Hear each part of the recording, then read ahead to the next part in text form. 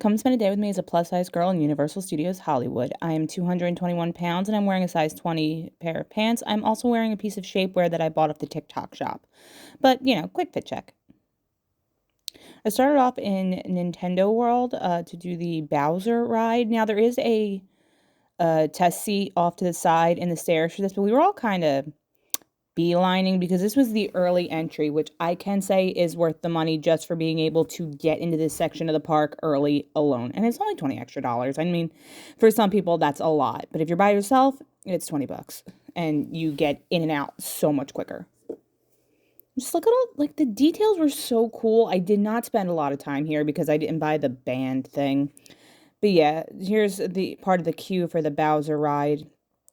Then I went and did the tram tour. This is just a standard seating, no seatbelt required. It's a slow moving tram ride. And there's the Norman Bates house because October. And a lot of this was set up for horror nights, but this was not a horror nights night.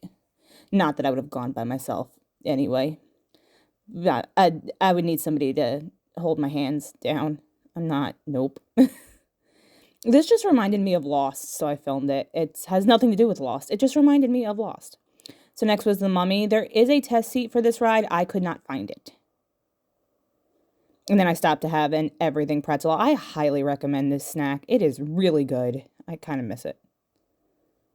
Next was the Harry Potter ride, the Forbidden Journey, and I just had to record this part because the way it had you go up the steps for single rider just reminded me of a student sneaking through the hallway. And that was fun.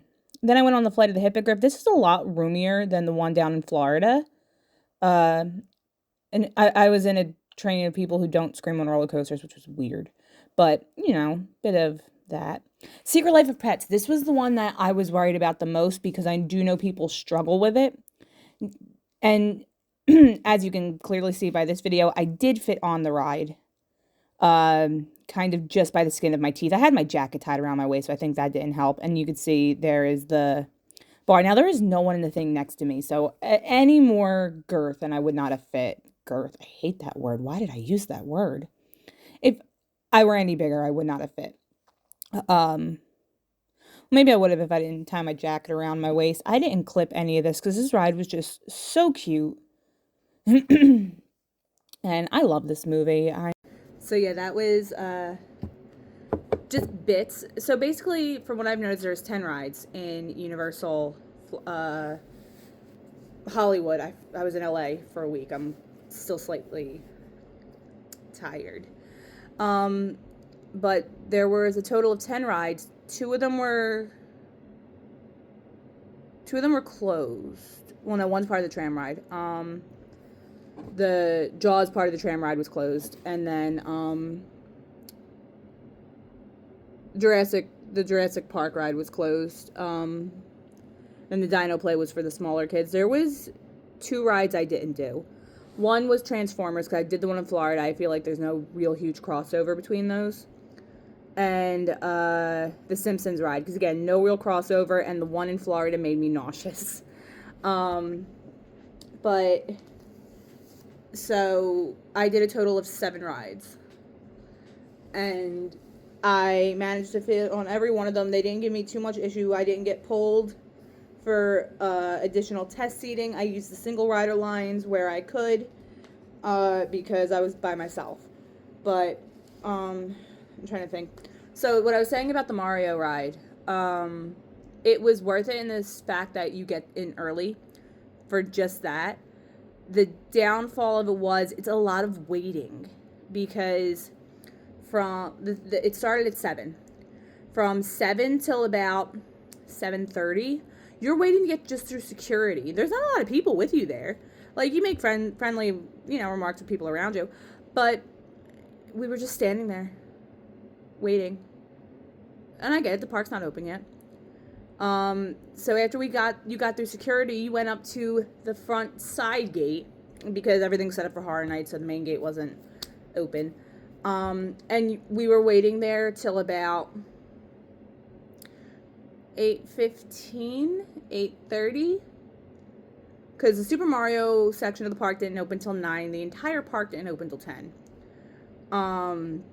So after that, you're waiting on one of the main streets because they have to make sure it's safe for everybody and to make sure you're all in a group because you're not allowed to wander. You have to follow the couple. I don't think they're called cast members at Universal. I don't remember what they're called. But you wait for them and then they lead you on your way. Which, okay. It's about a 15-minute walk down, majority escalators. Because they built this on a hill.